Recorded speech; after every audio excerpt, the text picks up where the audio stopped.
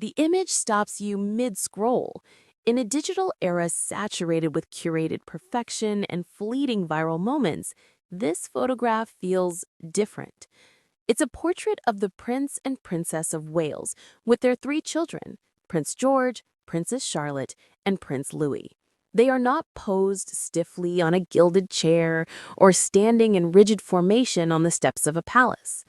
Instead, they are a tangle of limbs and laughter nestled together on a sun-dappled blanket in a grassy field. Prince Louis's grin is mischievous and gap-toothed. Charlotte's arm is thrown affectionately around her older brother.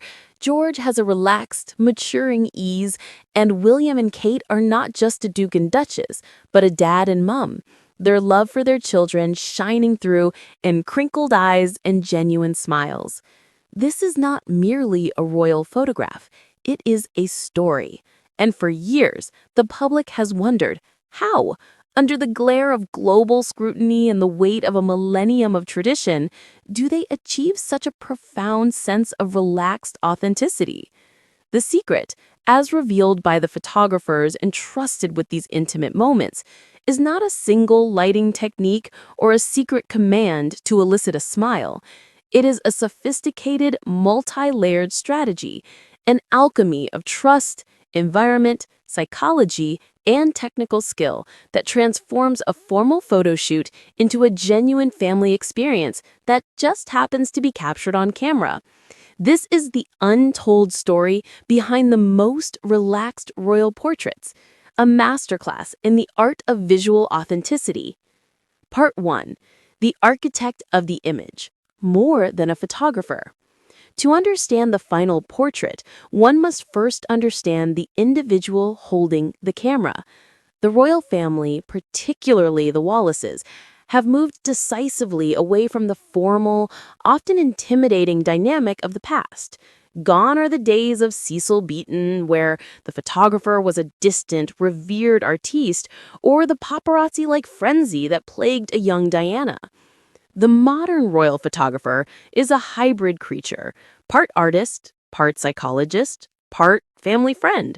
They are often chosen not just for their technical prowess, but for their temperament. Millie Pillington, the photographer behind several of the family's most cherished images, including the iconic 2020 lockdown portrait, is a prime example. She is not a stranger who arrives with a van load of equipment and a dictatorial vision. She is a known quantity. Her relationship with the family was built over time, starting with smaller, less formal commissions.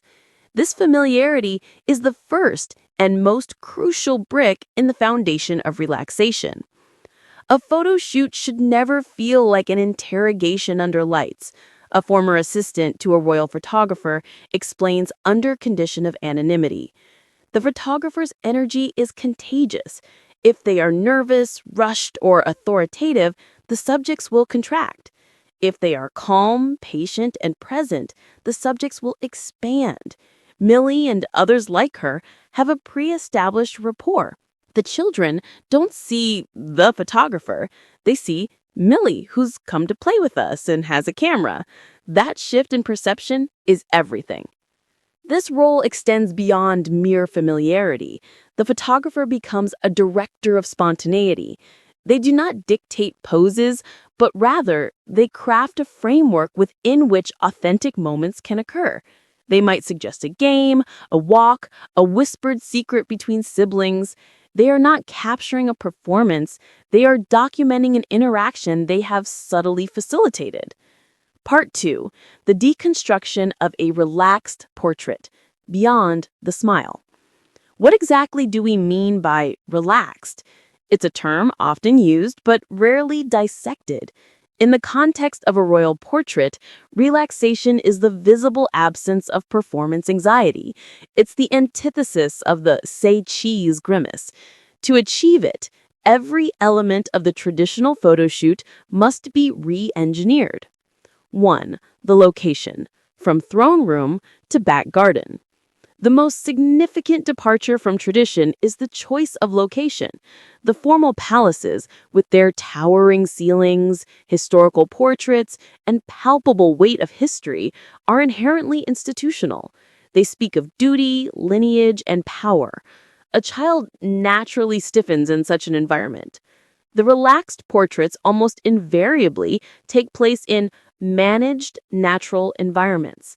This is not a random wilderness, it is a controlled, private, and familiar space. Anscore Cottage, the Welsh home of the Wells family, is a perfect example.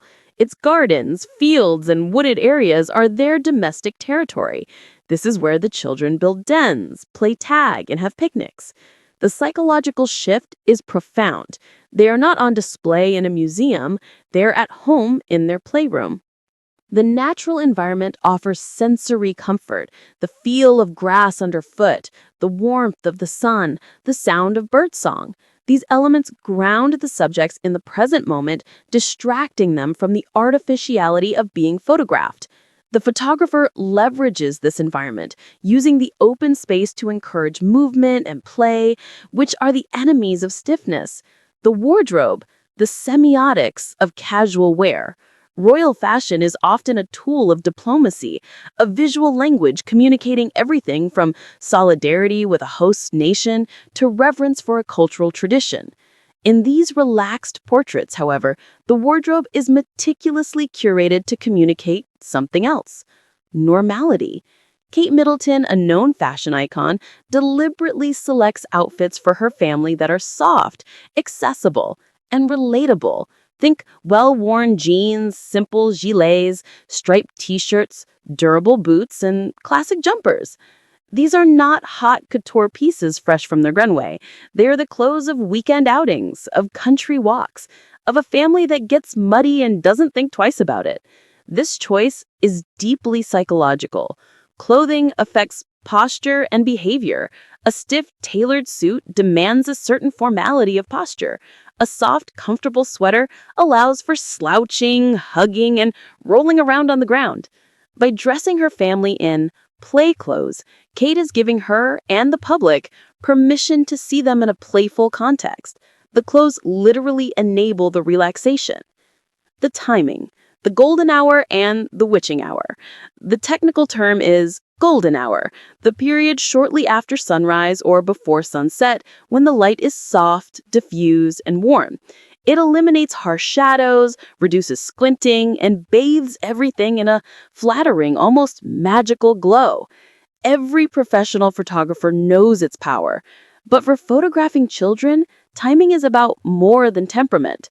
A photo shoot scheduled during nap time or right before a meal is a recipe for disaster. The Wells team and their photographer are acutely aware of their children's rhythms. The shoot is planned for a time when the children are naturally at their best, well rested, fed, and energetic. This is a logistical detail that has an enormous impact on the outcome. A happy, well-regulated child is a photogenic child. There is no amount of technical skill that can compensate for a toddler on the verge of a meltdown. The absence of the performance gaze. In traditional royal portraits, the subjects often look directly at the camera, connecting with the viewer, acknowledging their role as public figures. This performance gaze is a clear line between the subject and the audience. In the most relaxed portraits, this gaze is often broken. The family is captured looking at each other, sharing a joke, pointing at a bug on the ground, or simply gazing into the middle distance. The photographer becomes an invisible observer. This breaks the spell of performance. The family is no longer posing for the public. They are simply being a family. When the direct gaze is used, as in the 2022 Christmas card, it feels different, softer, more connected, as if they are welcoming you into their moment rather than presenting themselves to you. This is a subtle but profound distinction, achieved by the photographer prioritizing interaction over instruction. Part 3. The psychological toolkit, eliciting authenticity.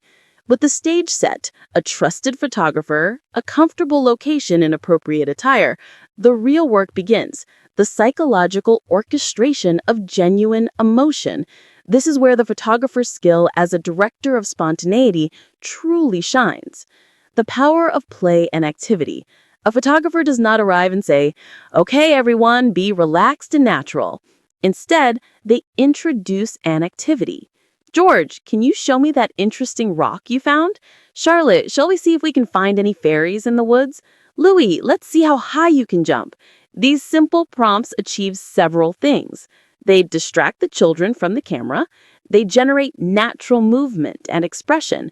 They create genuine interactions between the family members as they engage in the shared activity. The resulting photographs are not of people trying to look happy, but of people who are engaged and happy. The joy is a byproduct of the experience, not the goal of the pose. The whispered secret technique. Many of the most beloved portraits feature children mid-giggle, often looking at their parents. This is frequently the result of a clever technique.